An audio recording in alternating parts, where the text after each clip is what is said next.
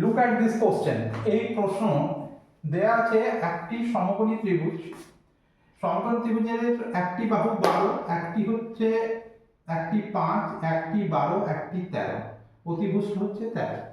তোমার এর ভেতরের যে বৃত্ত আছে তার ব্যাসার্ধ তোমাকে বার করতে হবে। ব্যাসার্ধ মানে তাকে ইংরেজিতে আমরা ইনরেডিয়াস বলি, আর বাংলায় বলি অন্তর্বৃত্তের ব্যাসার্ধ। যদি এটা সমকোণী ত্রিভুজ হয়, যেরকম ভাবে তোমার প্রশ্নে দেওয়া আছে, অন্তর্বৃত্তের ব্যাসার্ধের জন্য শর্টকাটটা তোমরা মনে রাখবে। এটা প্রায় পরীক্ষাতে দেখতে পাওয়া যায়। আর কি বের করার পদ্ধতি কি?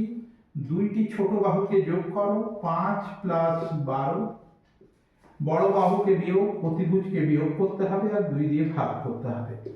তাহলে 17 মাইনাস এটা 4 বাই 2, উত্তরটা কত হবে? 200। কিন্তু এটা যদি অন্য ত্রিভুজ হয় তার জন্য পদ্ধতি আলাদা। তোমাদের পরের শর্টসে তোমাদের এই সম্পর্কে আমি করব। ওকে।